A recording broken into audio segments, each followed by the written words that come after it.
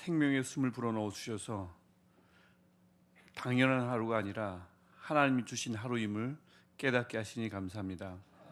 오늘 하루를 주신 하나님의 은혜에 걸맞은, 하나님이 주신 은혜에 합당한 하루를 살아가는 우리를 되게 하시되, 오늘 이 시간 이곳에 찾아오셔서 우리 말씀을 함께 나눌 때에, 말씀으로 세움 특별 새벽 기도회를 함께 할 때에 하나님, 참으로 하나님의 말씀의 능력이 있으며 참으로 하나님의 말씀은 우리를 살리며 고치며 우리를 모든 굴레로부터 자유롭게 하시는 능력 있는 말씀임을 우리 함께 확인하는 귀한 시간 되게 하옵소서.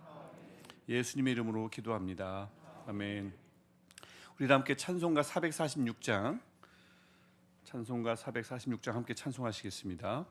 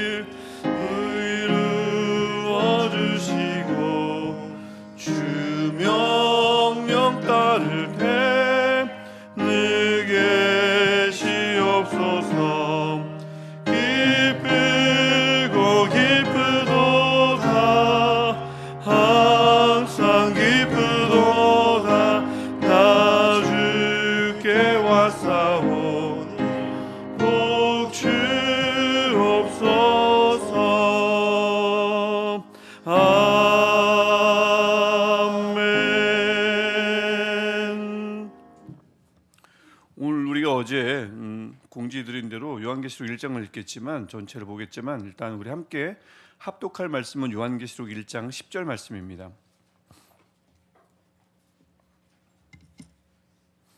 요한계시록 1장 10절 말씀. 일단 성경책 가지고 계신 분들은 요한계시록 1장을 펴놓고 계시는 게 좋겠죠. 그리고 미리 말씀드리지만 성경책 가져오시는 게 훨씬 더 편합니다. 조금 날씨가 추워져 가지고 손이 시려울 수 있는데 장갑 끼시면 돼. 두꺼운 거 2장 이렇게 끼시면 되니까. 성경책 갖고 오셔야 보기도 훨씬 편하고 듣기도 편하고 찾기도 편합니다. 이 자막 활용하는 거는 설교 때는 가능해도 오늘 말씀으로 셀수록 좀 말씀을 많이 볼 거기 때문에 그럴 때는 내 성경에 있는 게 훨씬 더 좋습니다. 요한계시록 1장 10절 말씀 한 목소리로 함께 읽겠습니다. 시작. 주의 날에 내가 성령에 감동되어 내 뒤에서 나는 나팔 소리 같은 큰 음성을 들으니. 아멘. 주의 날에 요한이 들은 음성이 1장부터 쭉 기록되어 있는 겁니다. 다시 우리가 결말 부분에서 이 부분을 다시 한번 보겠지만 이 축복이 우리에게 늘 있었으면 좋겠습니다. 그냥 주의 날이니까 주일이니까 지금까지 지켜왔으니까 예배하고 또 주의 날이라고 매일 주의 것으로 우리가 여기고 하루하루를 주의 날로 여기고 살아가면서도 이 하나님의 음성 없이 살아갈 수가 있는데, 이 10절에 있는 말씀이 늘 우리 이 매일의 일상에 적용되면 좋겠어요. 성령에 늘 감동되고 나팔 소리 같은 큰 음성이, 때로는 하나님의 속삭이기도 하지만 하나님이 정말 필요할 때, 듣고 싶을 때 그 음성이 나팔 소리처럼 큰 음성으로 내게 들리게 하옵소서. 1장 10절 말씀을 좀 이따 다시 한번 보도록 하겠습니다. 오늘부터 말씀으로 세움 특별 새벽기도회를 시작합니다. 그 말씀으로 신앙의 음을 새롭게 트게 하는 시간이기도 하고, 말씀으로 더 견고히 세워지는 세워지는 소망을 갖고 한 주간 이어지는 특세이기도 합니다. 뭐 말씀이야 평소에도 잘 읽고 계시죠. 말씀에도 꾸준히 읽고 계시겠지만 또 수시로 접하죠. 하지만 한 주를, 또 이번 한 주입니다. 이번 한 주를 특별한 한 주로 정하고 온 교인이 함께 말씀을 나누며 기도할 때는 그냥 평소와는 다른 은혜가 있을 줄 믿습니다. 우리 특별한, 그래서 우리 인생에서 가장 특별한 한 주 중에 한 주가 이번 한 주가 되면 참 좋겠어요. 어제 좀 전에도 말씀드린 대로 이제 한 주간 요한계시록 1장부터 5장을 하루에 한 장씩, 그래서 오늘은 1장입니다. 한 장씩 한번 훑어보겠습니다. 한 절 한 절 자세하게 읽을 수는 없겠죠. 굉장히 많으니까 이 1장도 20절까지 이루어져 있어서 아주 자세히 볼 수는 없어도 훑으면서 중요한 부분을 한번 확인하면 참 좋겠다 싶습니다. 무엇보다 지금 우리에게 지금 이 시간, 지금 필요한 것이 제가 볼 때 뭐냐면 잠이 안 오는 겁니다. 다시 자고 싶다. 왜 이러지? 이제 근데 그게 굉장히 중요한 것 같고, 하지만 아니야, 아직도는 내 몸이 잠을 필요로 하면 주무셔도 돼요. 네, 주무셔도 됩니다. 근데 좀 아쉽게는 여기까지 와서 주무시는 거 너무 아깝죠. 그러니까 조금 참아주시길 바라고, 그것보다 더 중요한 게 있습니다. 그건 뭐냐면, 제가 처음 설교할 때 여러분과 나눴던 건데, 제가 무슨 얘기를 하나에 대한 궁금증보다 도대체 이 요한계시록 1장이 무슨 말씀인가에 대한 궁금하다. 이 궁금증을 놓치지 않고 함께 따라오시면 참 좋겠어요. 꼭 그렇게 하실 거죠? 예, 그래야 됩니다. 수시로 제가 확인하겠습니다. 지금 뭐가 궁금하세요? 이렇게 확인할 거니까. 자, 우리 이 1장을 보기 전에 기본적으로, 그러니까 오늘만큼은 적어도 요한계시록에 관한 간단한 소개를 해야 약간 이제 전체적인 시각이 잡히니까 아주 자세하게 말씀드릴 수는 없어도, 요한계시록이요, 이게 성경의 제일 마지막 책이지 않습니까? 그런데 교회 역사적으로 늘 찬밥 신세였습니다. 요즘은 뭐 무섭다, 잘못 읽었다가는 잘못 해석하면 이상한 신학에 빠진다, 신앙이 뭐 왜곡된다, 이래서 안 읽기도 했지만, 옛날 교회사에는 이게 뭐 이상한 이제 상징이나 숫자가 너무 많이 들어가 있으니까 이거를 교회에서 많이 사용하지 않았어요. 이 증거가 어디서 발견이 되냐면, 우리 모든 성경, 특별히 신약 성경을 보면 우리 여기서도 한번 확인을 한번 해볼까요? 우리가 가지고 있는 성경의 원본이 있을까요, 없을까요? 원본, 처음 저자가 기록한 그 원본, 어디 박물관에 있을까요, 없을까요? 여봐요. 원본은 요만큼도 없습니다. 이 전 세상에 요만한 종이 쪼가리 하나도 없어요. 모든 게 사본입니다. 원본을 하나님이 완전히 감춰 주셨어요.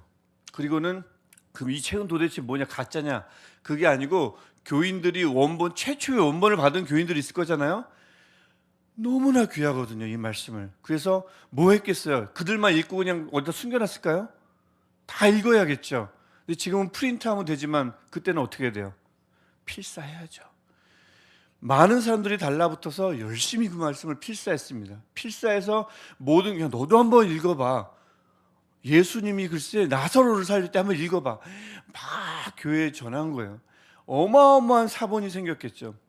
이 사본이 생겼는데, 당시는 이 사본을 어디 뭐 박물관처럼 보관할 곳이 마땅치 않으니까, 이 사본이 기후가 안 좋은 지역은 사본이 보관되다가 다 막 사라지고 막 부스러지고 하다가 사본이 잘 보관된 일부 사본, 그 다음에 이집트에는 굳이 정신 차리고 보관하지 않아도 날씨가 건조하기 때문에 사본이 엄청나게 많이 보존이 된 거예요. 그래서 이집트 쪽에 알렉산드리아 쪽에 거기 이제 세계에서 가장 큰 도서관이 있었죠.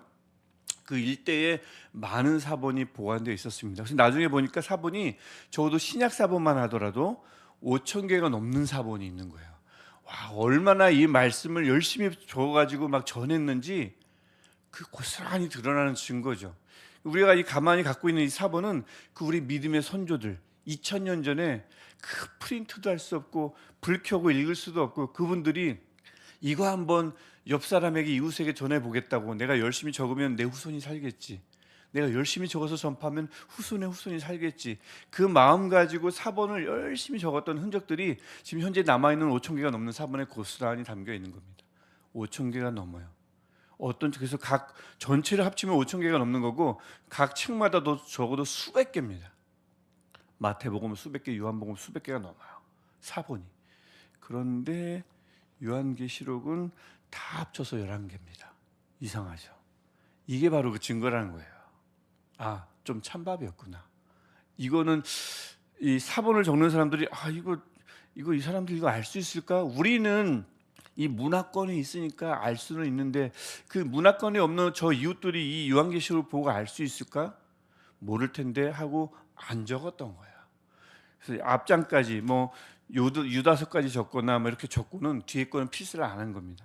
이만큼 이제 이게 역사적으로 요한계시록을 잘 읽지 않았다라는 게 사본의 수로 그대로 증명이 되는 거죠. 손대기가 껄끄러웠던 모양입니다. 지금은 이제 다른 이유로 그런 거고 한동안 저도 뭐 여기 계신 분들도 아마 그런 교육을 받으셨을 거예요. 저야말로 그런 교육을 받았거든요. 어릴 때부터 요한계시록은 함부로 읽지 마라, 열지도 마라, 준비되지 않았으면 믿음이 약한 자들은 절대 펼치지도 마라. 저 아주 생생하게 기억이 납니다. 뭐 강사분들 오시면 요한계시록 한 장 이렇게 펼치고 막 말씀 나누기 전에 이거 여러분들은 보면 안 됩니다. 막 들었던 기억이 많이 나요. 근데 재밌죠. 창세기는 온 세상이 시작된 것을 알리는 책이라면 이 요한계시록은 그 온 세상이 어떻게 마지막으로 완성되는지를 보여주는 마무리 결말인데 서론은 있는데 결론은 읽지 말라는 이게 좀 아이러니하지만 아쉽게도 역사적으로 그래 왔다는 거죠. 그리고 그 왜곡된 시각이나 선입견은 지금도 교회에 존재하지 않는가 싶습니다. 굉장히 아쉬운 겁니다. 그래서 우리가 이런 부분을 우리가 좀 이렇게 미리 이해하고 우리는 좀 그 틀을 좀 깨야 한다는 생각이 있고 그래서 이 말씀으로 세움 특별 새벽기도 때 요한계시록을 한번 봐볼까 했습니다. 물론 이제 더 복잡한 얘기들은 6장부터 나와요. 막 재앙들이 3가지 재앙이 막 흘러나오는데 거긴 또 우리가 뭐 이번 주만 살 거 아니잖아요. 또 이제 또 시간 만들어 가지고 6장부터 막 무서운 장이긴 하지만 절대 그런 건 아닙니다. 한번 볼 겁니다. 그래서 오늘은 이제 우리가 1장을 봐야 되는데 조금 이제 소개를 하면 요한계시록이지 않습니까? 우리 PPT 화면이 나오나요? 좀 미리 띄워주셨으면 좋겠어요. 타이밍 맞춰서 띄우지 말고 미리 띄워도 됩니다. 그래서 이 요한계시록은 어떤 책인가, 어떤 성경인가를 보는 거예요. 그래서 보면은 일단 우리 1장 1절 보실까요? 1장 1절 보시면 예수 그리스도의 계시라라고 되어 있죠. 계시록 이 타이틀을 보더라도 요한계시록은 일단 누가 뭐래도 계시네요. 계시 뭡니까? 어두움이에요. 아무것도 드러난 게 없는데 드러내다가 계시입니다. 그렇죠? 밝혀주시다, 드러내주시다. 예수 그리스도의 계시다. 이것은 예수께서 밝혀주셨다도 되지만 우리 1장의 주어는 하나님이기 때문에 예수 그리스도에 관한 계시다입니다. 그래서 계시라는 거죠. 어떤 계시냐? 1장을 1절을 가만히 보면 반드시 속히 일어날 일들, 속히이기 때문에 일단은 일색입니다. 이 책을 처음 받아들 교회에게 닥칠 일들이 우선적인 의미입니다. 속히 일어날 일들. 하지만 이제 가까운 미래죠. 하지만 계시이다 보니까 먼 미래도 당연히 지향하고 있기는 합니다. 하지만 우선적인 의미는 속히 일어날 일들이니까 1세기 교회가 당장 해결해야 될 문제들, 그것을 계시로 즉 드러내어 보여주신 거죠. 그래서 그 종들에게 보이시려고 그의 천사를 보내어 하나님이 계속 하시는 겁니다. 먼저 예수께 먼저 보여주시고 즉 예수 그리스도의 계시라 이는 하나님이 그에게 주사 그는 예수님이에요. 하나님이 예수께 주시고 그것이 천사에게 가서 천사 종들에게 보여주시려고 요한에게 먼저 보여주신 것, 이게 이제 계시인 거죠.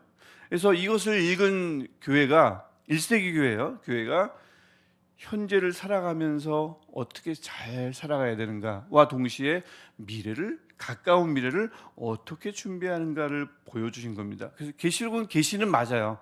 좀 신비한 책이긴 합니다. 맞습니다. 계시. 그런데 동시에 두 번째 뭐였죠? 예언입니다. 예언. 3절에 나오죠. 계시와 예언은 같은 것 아닌가? 같지 않습니다. 여기서 말하는 예언은 하나님의 말씀을 대언한다라는 뜻입니다. 때로는 우리가 말씀 묵상을 하면서 우리가 때로는 예언할 수도 있고 설교를 하면서도 예언할 수 있는데, 우리가 보통 말하는 예언은 좀 선입견이 있죠. 미리 말하다라는 한문의 뜻이 있기 때문에 좀 앞으로 일어날 일을 미리 때려 맞춘다, 점친다, 나쁘게 말하면 또 그런 개념이 담겨 있지만, 이 신약에서 말하는, 특별히 요한계시록에서 말하는 예언은 앞에 일어날 일을 점치는 것이 아니고 하나님의 말씀을 대언한다는 뜻입니다. 아니나 다를까 2절 보십시오. 2절을 보시면 하나님의 말씀과 예수 그리스도에 대한 증거라고 되어 있죠. 그리고는 이 예언의 말씀 돼 있단 말입니다. 이 예언이라는 것은 하나님의 말씀과 예수 그리스도를 증거하는 그 복음을 전하는 것, 이게 바로 예언이구나라는 것을 알 수가 있어요. 그래서 3절 다시 보면 읽는 자, 듣는 자, 그 가운데서 그 내용들을 지키는 자라고 되어 있습니다. 보통 우리가 우리 선입견을 따라서 그냥 예언을 앞에 일어날 일들을 미리 말하는 것이라고 이해하고 이 말씀을 보면 맞지가 않아요. 예언은 지키는 게 아니고 기억하는 거죠. 대비하는 거죠. 앞으로 일어날 거야. 지킬 게 뭐가 있어요? 앞으로 우리 이곳이 제가 예언해 볼까요? 앞으로 이 시내가 예슬라무 교회가 곧 공간이 부족해질 겁니다. 예. 이걸 우리가 뭘 지키겠어요? 이건 지키라는 말이 아니죠. 그냥 미리 알고 있으란 말이죠. 벌써 그래서 예언과 지키다가 우리가 예언은 미리 일어날 일을 말한다라고 생각하는 순간 지키다와 맞지가 않아요. 예언은 우리에게 들려주는 그때그때 필요한 말씀, 들려주는 하나님의 말씀입니다. 그러면 읽고 듣고 지켜야 되는 게 맞는 거죠. 그래서 요한계시록은 계심과 동시에 지켜야 할 하나님의 말씀이에요. 회피하고 두고 기억하고 뭔 일이 일어나지 큰일 났다, 이렇게 우리에게 주신 말씀이 아니라 읽고 듣고 하나님의 말씀을 파악하고 지켜야 할 일반 말씀과 똑같은 말씀이라는 겁니다. 자, 계시이자 지켜야 할 말씀, 하나님의 말씀, 예언입니다. 회피해서는 절대 안 되는 거죠. 그 다음에 마지막으로 뭐였죠? 편지입니다. 이 4절에 보면 문자 그대로 나와요. 요한은 아시아에 있는 7교회에 어떻게 했어요?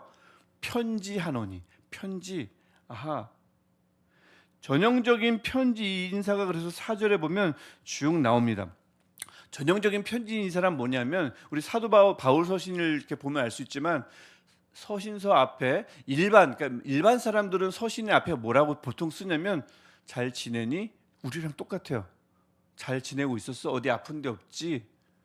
어떤 말은 좀 멋있게, 너가 잘 지내면 나도 잘 지내는 거야. 이런 말들도 있어요. 로마인들이 서로 편지를 보낼 때 너만 괜찮으면 나는 괜찮아, 그런 인사말을 보내는데, 바울 서신 읽어보신 분들 알겠지만 사도 바울은 그런 말 한 적이 한 번도 없어요. 늘 하나님과 그의 아들 예수 그리스도로부터 오는 은혜와 평강이 너에게 있기를. 그러죠? 은혜와 평강을 구합니다. 그냥 잘 있었어, 막연한 잘 안 있었으면 어떡할 건데요? 그게 아니라 하나님의 은혜와 평강이, 여기도 있지만 거기도 계신 하나님의 은혜와 평강이 너에게 충만하기를, 이렇게 인사한단 말이죠.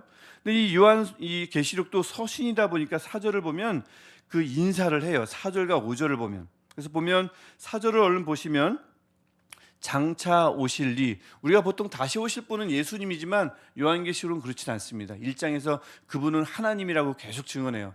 마지막에 22장으로 가야 주 예수여 오시옵소서 하면서 그분이 또 예수님임을 증언함으로써 하나님과 예수님이 한 분이심을 보여주지만, 어쨌든 1장에서는 특별히 하나님이 다시 온다고 얘기합니다. 그래서 여기서 4절에서 말하는 장차 오실 이는 하나님이고요. 그 다음에 4절 후반에 7령 있죠. 7령, 자, 미리 말씀드리면 계시록에서는 숫자가 중요합니다. 7은 무슨 숫자죠? 완전수, 완전한 영, 성령입니다. 여기에 하나님, 예수님이 있는데 이 영에 다른 사람이 끼면 안 돼. 다른 존재는 낄 수가 없어요. 그래서 7영은 무조건 성령입니다. 장차 오실 이는 하나님, 7영은 성령님, 그 다음에 5절 중간에 누구 나오죠? 머리가 되신 누구요? 예수 그리스도로부터 뭐가 있기를 구합니까? 은혜와 평강이 있기를. 서신서와 똑같죠?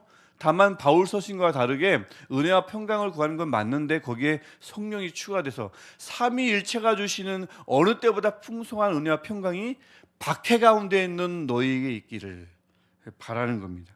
이렇게 아주 완전한 서신서의 인사 문구를 요한이 쓰고 있지요.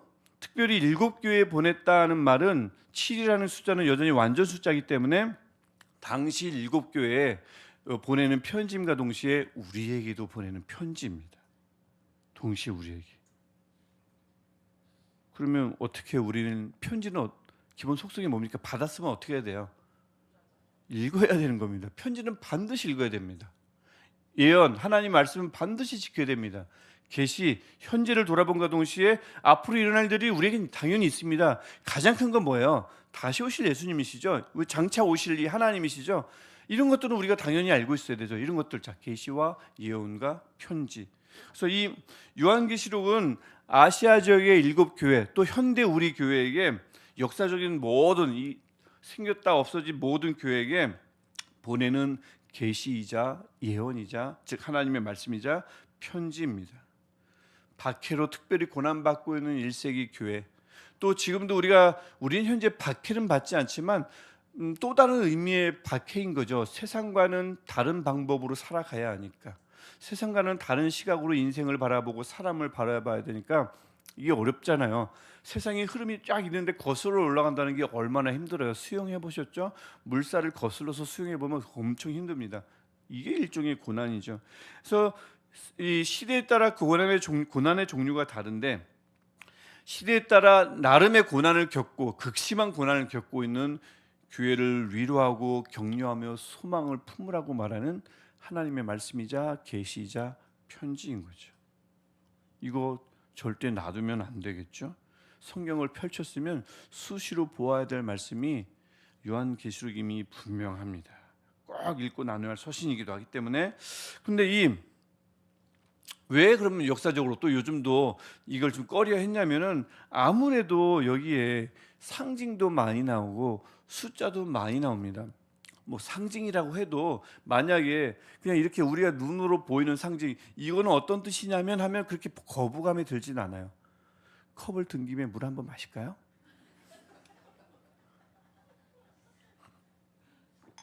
사실은 물 마시고 싶어서. 이런 상징도 있습니다.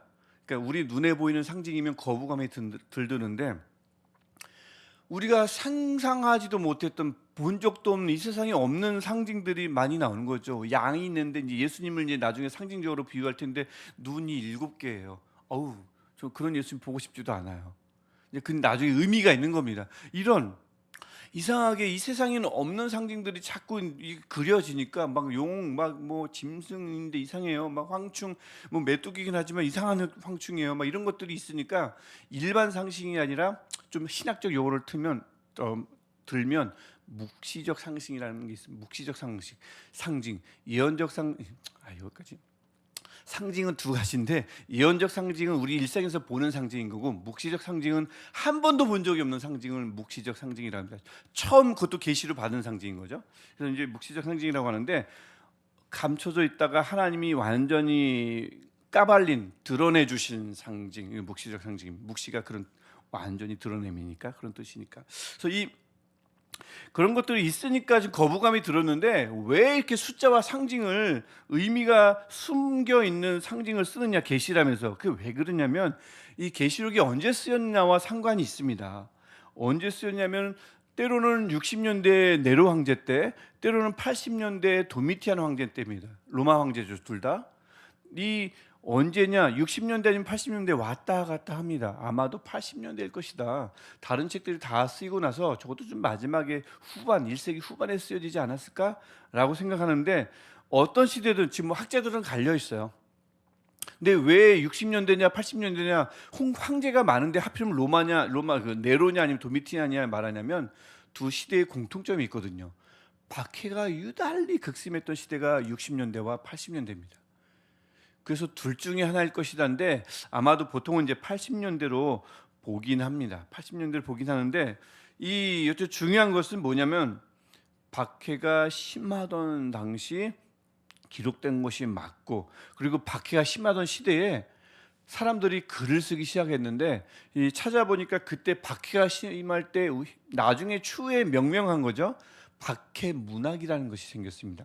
그들이 스스로 그렇게 이름을 붙인 게 아니고 나중에 연구하는 이 고대 문헌을 연구하는 분들이 희한하게 박해 문학이라는 것이 박해가 엄청나게 막 들끓을 때, 황제에 의해서 들끓을 때 그런 흐름이 생긴 것을 알게 됐어요. 그래서 박해 문학이 생겼구나. 자, 박해를 받는 이들이 그래서 왜 막 글을 쓰겠어요? 막 글을 써가지고 위로해야 되니까. 이러다간 다 절망 속에 있으니까, 삶을 스스로 포기할 수도 있으니까. 1세기도 얼마나 스스로 자살을 많이 합니까? 포기할 저 뜨겁게 막 불러지져 죽느니 그냥 내가 가볍게 그냥 간단하게 목숨 끊으면 훨씬 편하잖아요. 이런 사람들 쉽게 목숨을 그냥 버리려고 하고 이런 사람들에게 열심히 씁니다. 써서 야, 저 사람들은 막 너희를 어렵게 하지만 걱정 마. 조금만 있으면 하나님이 오실 거야. 좀 나쁘지? 그 사람 나쁘지? 누구누구 나쁘지? 써야 되는데 이거 만약 이 문서가 발각이 되면 안 되잖아요.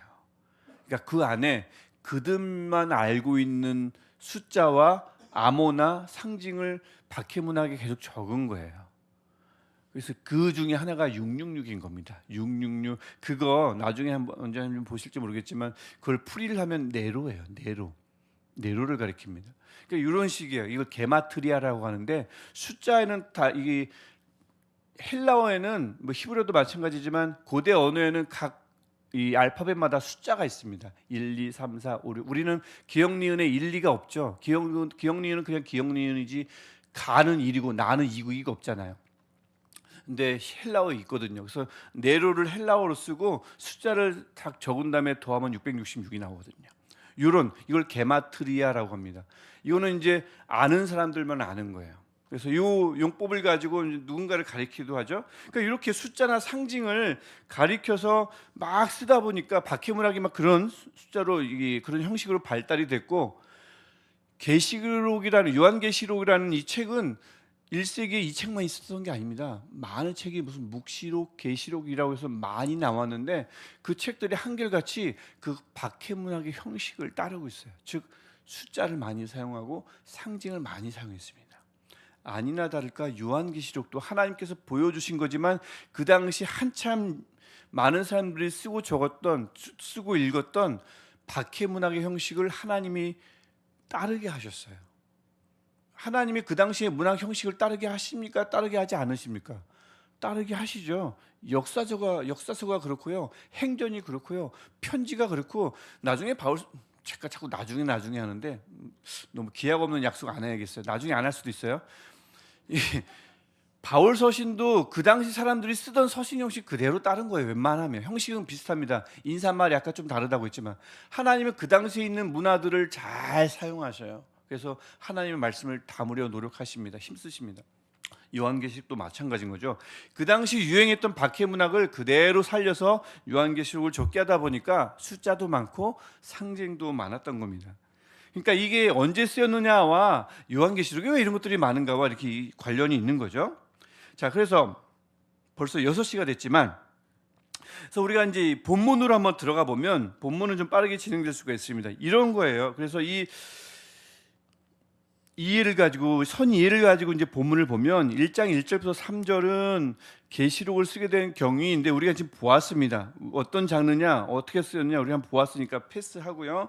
1장 4절부터 8절로 넘어가면 인사말이 나옵니다. 근데 아까 제가 말씀드렸죠? 하나님 나오고 7명 나오고 예수 그리스도, 하나님, 성령님, 예수님 으로부터 은혜와 평강이 있기를 기원합니다. 사도 바울과 다르다고 했습니다. 근데 뭔가 특징이 있냐면 인사말을도 조금은 다르지만 성령이 들어온 부분에서 5절부터 8절을 보면 좀 특징이 하나 있습니다. 인사말을 하다 말고 즉 은혜와 평강이 너에게 있기를 원하노라 하고는 갑자기 뭐가 나오냐면 인사하자마자 예수님을 찬양하고 하나님을 찬양합니다. 5절 후반부터 6절은 예수님을 찬양해요. 나를 위해서 그 피 흘리는 게 얼마나 힘들어요. 아깝지만 어제 말씀 나눴죠. 아깝지만 아깝지 않게 우리를 위해서 피를 흘려 주셨습니다. 죄 사함을 위해서. 그래서 우리를 구하신 분은 그분입니다. 5절 후반. 그렇죠? 6절 또 우리를 하나님 나라와, 그냥 나라와지만 하나님 나라 백성과 또 제사장으로 삼으신 주 예수 그리스도께 영광과 능력이 있기를 딱 찬양을 하는데, 여러분 영광과 능력은 1세기 무조건 로마 황제 겁니다. 이거 잘못 거론했다간 죽는 거예요. 하지만 고백합니다. 무슨 소리? 우리를 죄에서 구원하신 분 예수 그리스도, 피 흘림을 아끼지 않은 분, 은혜와 평강도 그분으로부터 오지만 영광과 능력도 그분의 것이다라고 고백합니다. 인사가 끝나자마자 이 찬양을 하지 않으면 견딜 수가 없었던 겁니다. 다른 거예요. 제가 지금 다르다고 했죠. 물론 바울 서신도 그런 마음이 있었겠지만 그 어느 때보다 요한의 마음은 벅찼어요. 인사말을 했지만 인사가 끝나자마자 하고 싶은 얘기는 하나님 예수님을 찬양하는 거였습니다. 우리도 좀 그랬으면 좋겠어요. 일상을 보다가도 수시로 하나님을 찬양하고 싶고, 수시로 예수님이 나를 구원하신 예수님, 지금 내가 많은 능력이 필요하고, 누군가에게 영광이라는 것은 누군가를 우러러보기도 하는 건데 막 다른 대상을 우러러보고 싶은 마음이 생길 수도 있지만, 나의 눈은 늘 하나님께 고정되어 있습니다라고 고백하는, 이런 고백하고 싶은 마음이 수시로 우리에게 찾아오면 좋겠어요. 이 인사말의 특징이 바로 그겁니다. 갑자기 예수님을 찬양하고 그 다음에 7절과 8절을 보면 하나님을 찬양합니다. 아까도 말씀드렸지만 1장에서는 다시 오실 분은 하나님이에요. 나중에 예수님으로 바뀌지만, 그래서 구름 타고 다시 오실 하나님, 기다림이죠. 늘 다시 오심이라는 표현이 나오면 뭐냐면 나는 기다리겠다는 뜻입니다. 기다림. 예수 그리스도인의 가장 기본적인 속성 중에 하나는 기다리는 자이거든요. 어쩌다 보면 열심히 살다 보면 오겠지, 이거는 아빠 엄마를 기다리는 아이 자세가 아니에요. 아이는 아빠 엄마가 나갔으면 당연히 아빠 엄마 언제 오지? 늘 기다려야 되는 게 아이들이죠. 하나님의 자녀도 마찬가지입니다. 하나님의 자녀면 하나님이 늘 성령을 통해서 우리 안에 계시지만 정말 마지막 때에 다시 오실 거니까, 생생하게 오실 거니까 이거 언제 오시지? 늘 신경 써야 합니다. 이게 하나님의 자녀죠. 아빠 엄마가 나갔는데 아이고 자유다 프리덤 해가지고 막 라면 끓여 먹고 막 난리 나면 그 녀석들 그거 그래도 이뻐야 되지만 그렇다는 겁니다. 하나님도 이뻐하시겠지만 다시 오실이라는 표현 자체는 기다리고 있습니다라는 뜻이 너무나 강하게 담겨 있습니다. 하나님 다시 오세요. 그 다음에 하나님께서 스스로 말씀하십니다. 처음과 나중, 너무나 유명한 말씀. 이전에도 계셨고 지금도 계셨고 또 장차 오실 그분은 전능자요를 통해서 처음과 나중이라는 말에는 두 가지 의미가 있습니다. 처음과 나중, 이 세상의 시작도 나로부터, 즉 창조죠. 마지막도 나에 의해서. 이 세상의 창조의 시작과 끝이 내 손에 있다. 나만이, 하나님만이 유일한 창조자라는 것과 동시에 처음과 마지막이 있다는 것은 시간적 개념도 됩니다. 나는 늘 존재한다. 박해 가운데 내가 보이지 않지? 하지만 난 그 속에 있다. 처음과 나중은 창조를 의미함과 동시에 늘 나와 함께 하시는 분, 항존자라는 뜻도 있습니다. 그래서 이 두 가지 개념이 이곳에 담겨 있죠. 그러니까 예수님 하면 나를 구원하신 분, 나를 제사장 삼으신 분, 하나님 하면 다시 오실 분, 기다려야지. 그 기다릴 때 나 혼자 기다려요? 그분은 처음과 나중이니 나와 함께 성령을 통해서 기다려 주실 거야. 기다릴 수 있게 만들어 주실 거야. 그거 이제 앞에 나오는 거죠. 우리 툭하면 이런 고백들이 요한처럼 인사하다 말고 흘러나오면 좋겠어요. 살다가 하루를 살다 말고 이 고백들이 흘러나오면 좋겠어요. 나는 오늘도 기다린다. 난 내일도 기다릴 거야. 나 혼자 기다리지 않아. 하나님의 성령이 나와 함께 계셔 주셔서 넉넉히 기다릴 수 있게 해 주셔 라는 신앙이 수시로 흘렀으면 좋겠습니다. 신앙 고백이. 그래서 1장 9절부터 11절로 넘어가면 그렇게 고백을 한 다음에 계시록에 어떻게 기록하게 되는가를 상세하게 설명합니다. 9절부터 11절. 누가 기록했어요? 요한이요. 어디서요? 밤모섬에서요. 어쩌다가요? 말씀 전하다가. 그게 이제 그 내용이죠. 언제? 주의 날에. 우리가 아까 읽었던 내용입니다. 주의 날에. 오늘날의 주일입니다. 주의 날은 어떻게요? 우리가 함께 읽었던 본문이죠. 성령의 감동으로 나팔 소리 같은 큰 음성이 뒤에서 들렸습니다. 그냥 막 뭔가 한번 적어볼까가 아니라 박해문학처럼 누군가를 한번 위로해야 하자고 적은 게 아니고, 요한은 그런 의도가 하나도 없었는데 음성이 크게 들리니 도무지 안 적을 수가 없었어요. 적으라고 하니까. 그런 겁니다. 누구에게? 7교회에게. 자, 이런 것들은 이제 9절부터 11절에 쭉 소개가 됩니다. 그러면서 9절을 보면 뭐 간단하게 자기를 소개하는데 9절에 보면 나는 요한이다, 형제다, 예수의 세 가지에 참여하죠. 환난, 나라, 참음. 예수의 혼란과 예수의 나라와 예수의 참음에 동참하는 겁니다. 하나님 나라에 동참하는 자들은 영광에만 동참하는 것이 아니라, 그렇죠? 고난과 환난에도 동참하는 자. 그래서 여기에 그다음에 뒤에 보면 말씀을 증언하였음으로 돼 있죠. 사역자라는 것은 꼭 교역자만 말하는 게 아니고 우리가 뭐 누군가를 섬기고 말씀으로 섬기고 뭐 구역장님들 될 수 있고 또 믿음의 선배들도 될 수 있고 이건 사역자거든요. 사역자라는 것은 늘 내가 누구인지를 파악해야 되는데 요한처럼 아주 간단하게 소개하면 참 좋을 것 같아요. 나는 누구다? 나는 너희 형제야. 외인이 아니다. 그냥 이웃이 아니라 형제다. 나는 어떤 사람이냐면 늘 예수의 고난에도 예수의 참음에도 동참하는 사람이에요. 나는 그분의 나라에 살고 있는 사람이야. 그 다음에 나는 늘 하나님을 증거해. 세 가지. 형제다, 동참하는 자다, 나는 증언하는 사람이다. 요한이 이렇게 간단하게 자신을 소개하는데 이거 참 아주 엑스와 같은 자기소개 방법입니다. 그걸 볼 수가 있고, 그래서 그렇게 경위를 통해서 경위를 적고 나서는 1장 12절부터 16절로 가보면 드디어 인자와 같으니 누구시겠습니까? 예수님을 목격합니다. 우리가 읽기 전에 미리 우리가 기억해야 될 것 있습니다. 지금 이 말씀이 무슨 뜻인가 궁금하시죠? 네, 궁금. 이 12절부터 16절의 예수님의 모습은 예수님의 실제 모습이 절대 아닙니다. 지금 요한은 상징으로 계속해서 하나님의 말씀을 배우고 있는 중인 거예요. 요한이 알아야 할 것, 7교회가 반드시 알아야 할 것을 상징으로 계시받고 있는 중이지, 예수님이 저쪽에 102호실에 사는데 요한이 찾아가서 노크 두드려가지고 열어봤더니 예수님이 막 이러고 계시네. 이제 그거를 막 적은 게 아니고 요한이 알아야 할 것을 보고 적는 거예요. 이 상징으로 보고. 그래서 이 모습이 아주 희한한 겁니다. 근데 이제 두 가지로 나누면 12절부터 13절은 크게 제사장의 모습이고, 그다음에 14절부터 16절은 위엄 있고 능력 있는 거룩한 구원자 심판자의 모습, 이렇게 두 가지로 나눌 수가 있어요. 인자와 같으니, 이 다니엘서 7장에 나오는 말씀이죠. 그 말씀이 예수님을 통해서 성취되는 표현이기도 하지만 이 예수님을 그렇게 제사장의 모습으로 나옵니다. 그래서 12절 13절 보면 7 금초대, 금초대는 나중에 20절에서 설명해 주죠. 교회입니다. 7교회입니다. 근데 그 사이에 서 계셔요. 예수님 맨날 무슨 촛대에 뭐 7개 있고 거기 서 계신다는 뜻이겠습니까? 그게 아니라 7 금초대가 교회라는 뜻이고, 그곳에 예수님이 서 계신 것을 볼 때 뭐겠습니까? 7교회, 박해받는 교회, 어려운 교회, 홀로 있다고요? 예수님이 거기에 계시다고요. 이걸 상징으로 보여주는 거예요. 요한이 깜짝 놀라는 거죠. 오, 촛대만 있는 게 아니고 예수님이 그곳에 서 계시는구나. 요한에게 깨닫게 하는 거고, 요한이 깜짝 놀라서 적는 거죠. 야, 우리가 혼자 있는 게 아니었어 라고 얘기하는 겁니다. 13절, 옷과 가슴에 금띠, 제사장의 전형적인 복장입니다. 뭐 출애굽기 28장에 나오는데, 그래서 그분의 제사장 기능을 보여주는 거죠. 14장을 통해서, 요한복음을 통해서도 배웠잖아요. 우리가 하나님께로 가는 그분은 길과 진리요 생명이잖아요.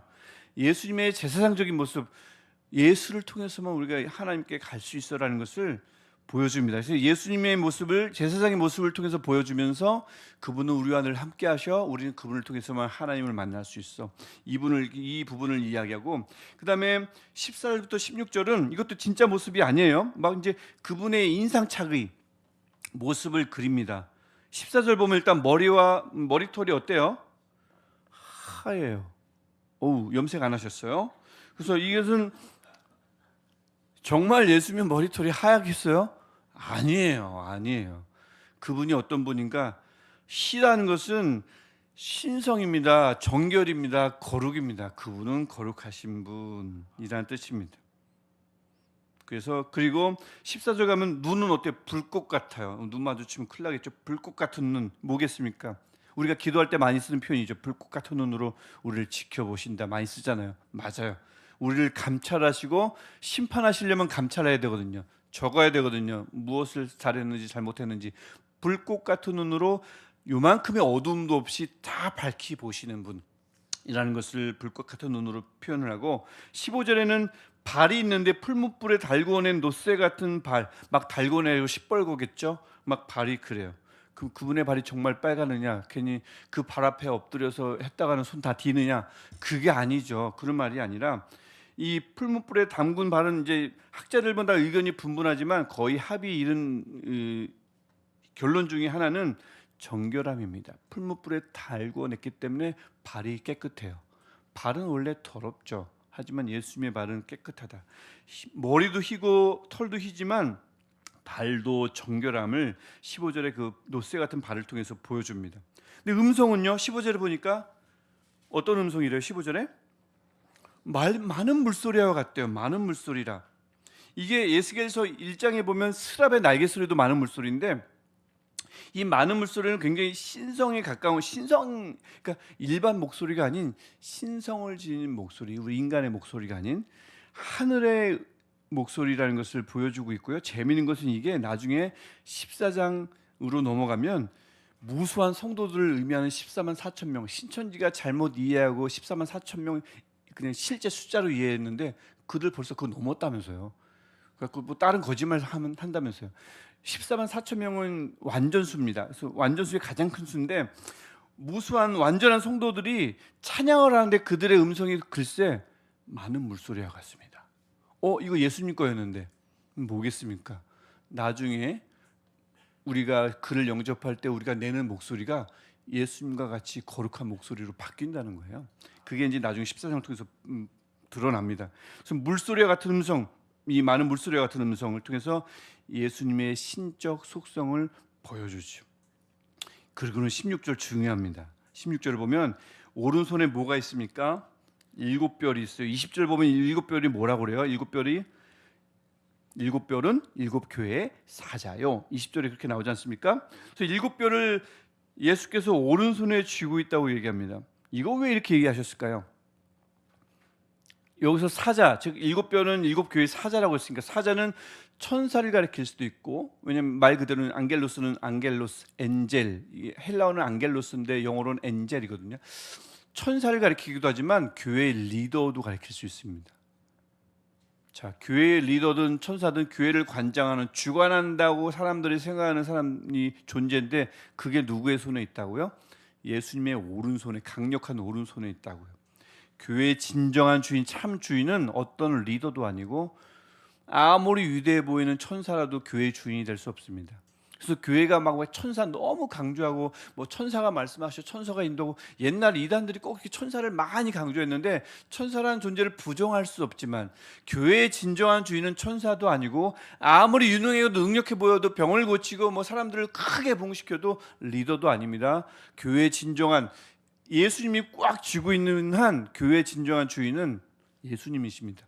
그게 여기 7뼈를 오른손에 들고 계셨다는 그 모습에 그대로 드러납니다. 이거 굉장히 중요하고, 그 다음에 입을 열기만 하면 좌우의 날성검이 막 쏟아져요.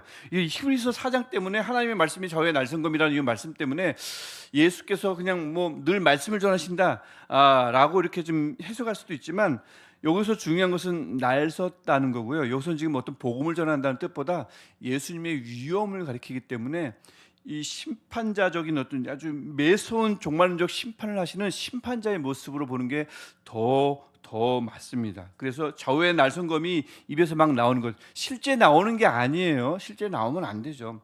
맨날 예수님 앞에 가서 피해야 되잖아요. 이거 어떻게 그 발은 뜨겁고 막 눈은 불꽃 같고 막 앞에 나오면 막 검이 막 나오고, 이거 어떻게 예수 앞에 서겠어요? 아니에요.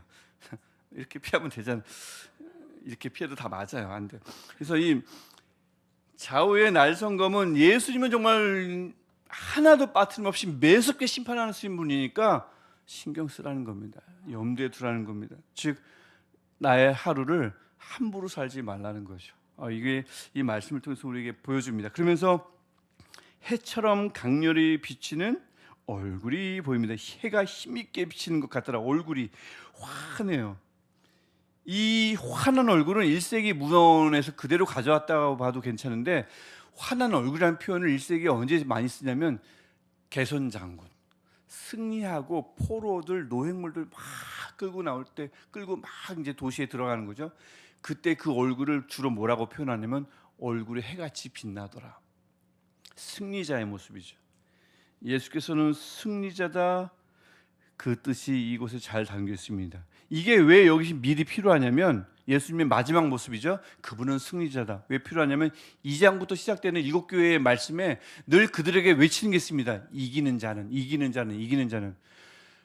이기라고 얘기하거든요. 그럼 이 교회를 향해서 너희들은 실패자니까 어떻게든 이겨.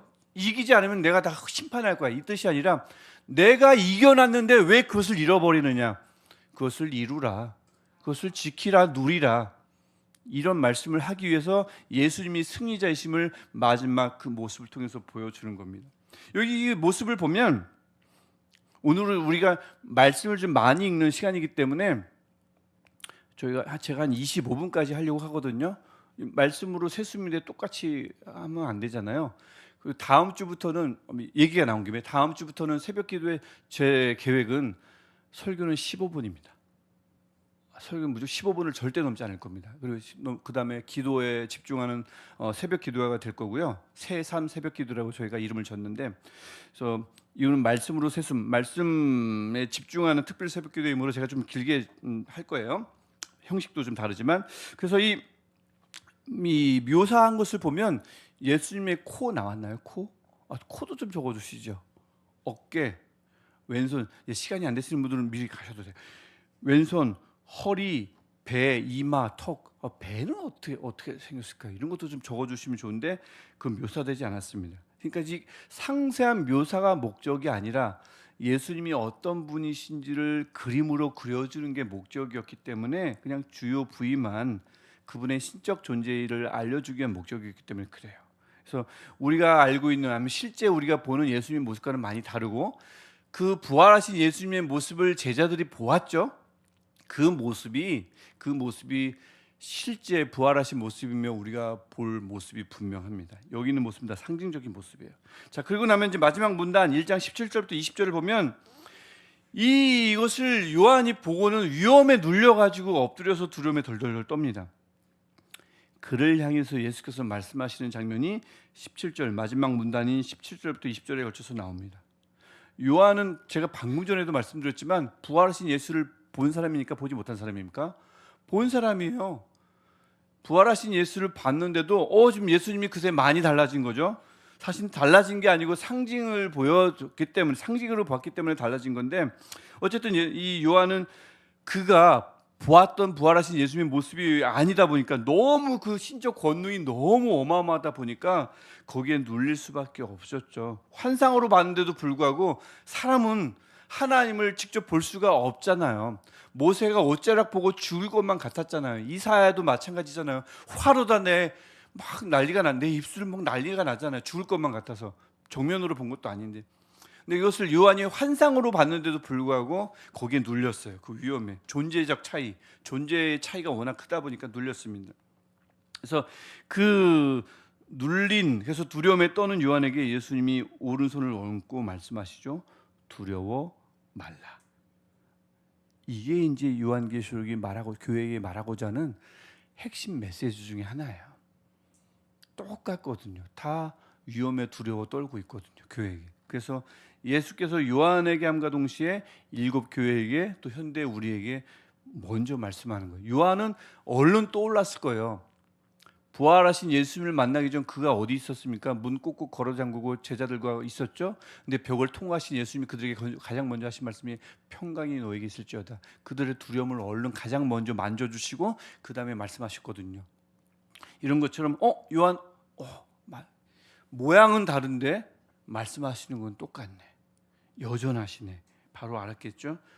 내 두려움을 전혀 두고 보지 못하시는 분, 두렵고 공포에 사로잡히고 평강을 잃은 그리스도인을, 내 자녀를 도무지 두고 볼 수 없는 분, 하나님, 예수님, 그분이 여기도 그대로 드러나죠. 우리에게도 마찬가지일 거예요. 우리에게 두려움이 있고 우리에게 막 좀 어려움이 있고 하나님이 주시지 않는 마음으로 힘들어할 때 그것을 누구보다 눈 뜨고 볼 수 없는 분이 하나님이신 줄 믿습니다. 하나님이 얼른 그것을 만져주실 거예요. 그렇습니다. 그래서 그리고 나서는 이 12절부터 16절에서 상징으로 보여주셨던 전체 의미를 17절부터 18절, 20절에 요약을 해줍니다.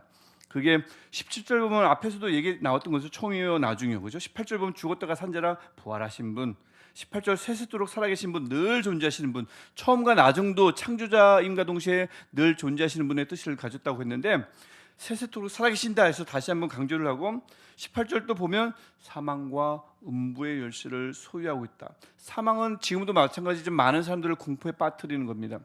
네, 사실은 그것을 주관하는 사람은 저 로마 황제나 박해자가 아니라 나다라는 것을 19절에서 18절에서 보여주고 있습니다. 그리고는 20절에서 요한이 7별의 비밀, 또 7 금촛대를 봄으로써 교회의 주인은 예수님이다라는 것과 7 촛대 7 교회, 지금 내가 말하고자 하는 요 7 촛대, 너가 본 7 촛대는 7 교회를 가리키는 거고, 나는 지금 7 교회를 불꽃 같은 눈으로 보고 있다, 전하라. 2장부터 그 얘기를 20절에서 하고 있는 거죠. 이렇게 되면 이제 1장이 끝나는 겁니다. 그래서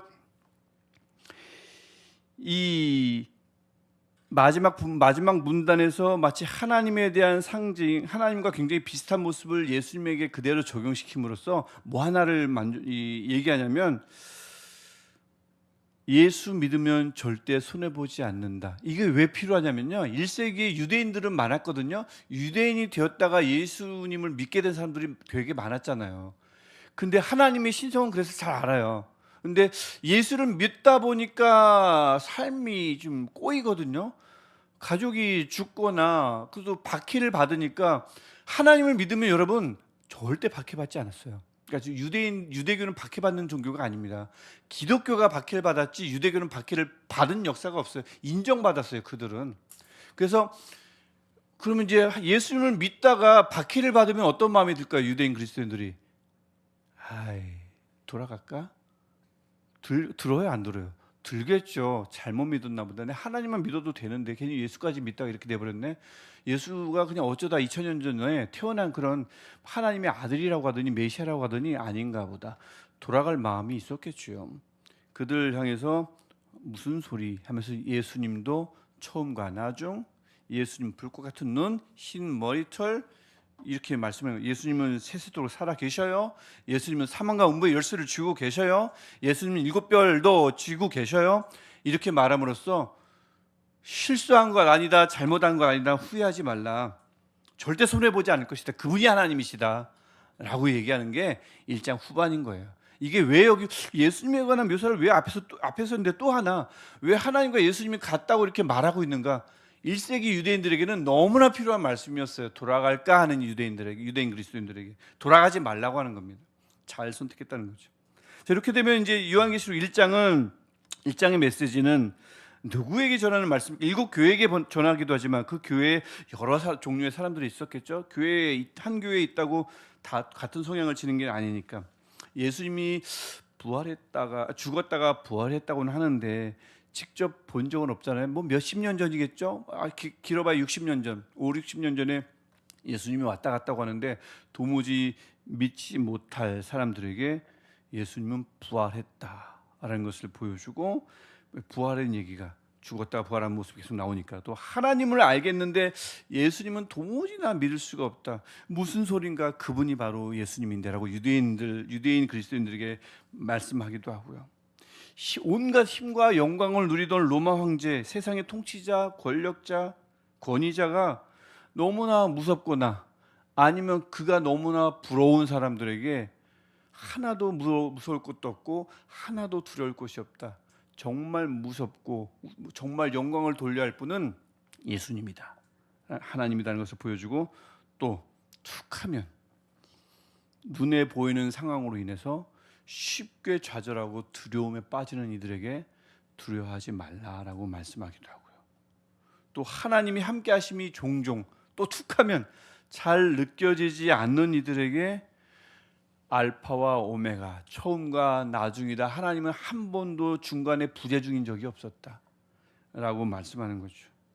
그리고 잘 믿고 잘 견뎌내고 있는 이들에게는, 그러면서도 내가 지금 잘하고 있는가 라고 수시로 자신을 돌아보는 이들에게 뭐라고 해요? 잘하고 있다고 얘기하는 거죠. 잘 참고 있다, 잘 인내하고 있다. 요한처럼 예수님의 환난과 하나님 나라 백성으로서 참음에 잘 동참하고 있다. 내가 왜 이렇게 참기만 하지? 예수님도 그랬어. 왜 이렇게 환난 속에 있지? 예수님도 그랬어. 그게 하나님 나라야. 이런 것들을 보여줌으로써 잘 섬기고 있으니 그대로만 가라, keep going 하라고 이렇게 이야기하는 거죠. 그래서 이 요한계시록 1장 말씀은 그런 그들에게 1세기 7교회에게 그리고 우리에게 말씀하는 겁니다. 우리의 죄사함 정리하는 거예요. 우리의 죄사함과 영광과 모든 능력이 오직 누구에게만요? 하나님 예수님께만 있다. 세상은 위정자가 아니라 하나님 예수님이 통치하고 계신다. 진정한 통치자는 그분들이다.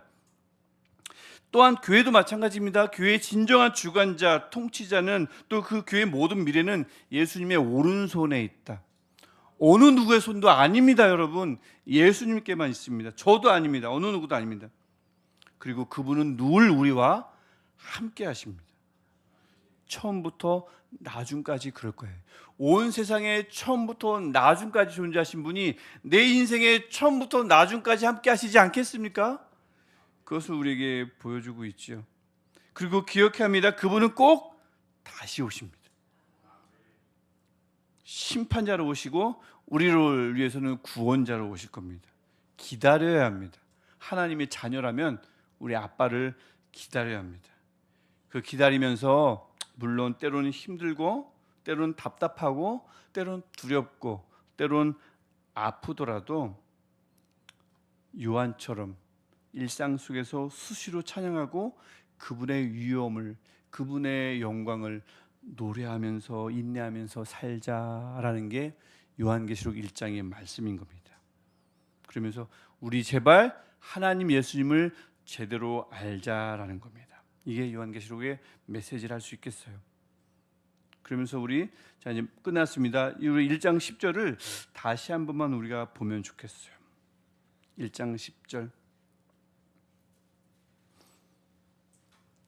우리 한 목소리를 한 번만 다시 읽겠습니다. 시작. 주의 날에 내가 성령에 감동되어 내 뒤에서 나는 나팔 소리 같은 큰 음성을 들었으니. 아멘.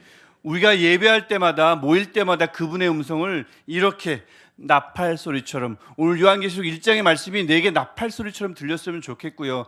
이후에 들려지는 모든 말씀이 때로는 세미한 음성일 수도 있지만 기왕이면 바라기는 나팔 소리처럼 큰 음성으로 우리에게 늘 들려서 도무지 잊혀질 수 없는 말씀, 내가 기록하지 않으면 견딜 수 없는 말씀으로 우리에게 늘 다가오기를 주님의 이름으로 축복합니다. 또 앞으로 요한계시록 2, 3, 4, 5장을 읽을 텐데 요한계시록이 우리에게도 들리는 계시, 우리에게도 들리는 예언, 우리에게도 들리는 편지가 되게 하셔서 읽고 듣고 꾸준히 지켜나가는 은혜가, 축복이 있기를 주님의 이름으로 기원합니다. 소망합니다. 우리 같이 기도하면 좋겠습니다. 우리 같이 기도할 때에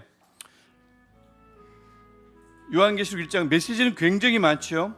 굉장히 많지만 핵심은 이겁니다. 하나님 예수님은 우리가 생각했던 것보다 위대하신 분이십니다. 세상도 다스리시고 교회도 다스리시고 우리의 감정도 다스리시고 우리의 일상도 다스립니다. 우리가 해야 할 일은 그분을 제대로 알고 잘 믿고 견디는 겁니다. 때로는 환난도 있고 때로는 참아야 할 일도 있지만 여전히 우리는 하나님 나라에 있으므로 잘 견디는 겁니다. 하나님, 우리 때로는 힘들고 답답하고 두렵고 아플 때도 있지만 늘 이 세상을 주관하시는 처음과 나중이신 이 하나님을 수시로 찬양하게 하시고 그분의 위엄을 노래하는 우리가 되게 하옵소서. 그다음에 마지막 하나, 기다리는 우리 되게 하옵소서.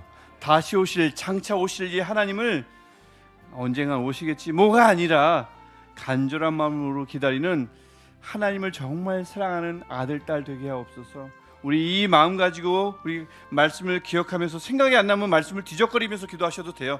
기도하시면서 또 개인 기도 제목 가지고 열심히 기도하시다가 자유롭게 집으로 돌아가시겠습니다. 할렐루야 함께 기도하겠습니다. 할렐루야. 우리의 찬양을 받으실 하나님, 우리의 영광을 받으실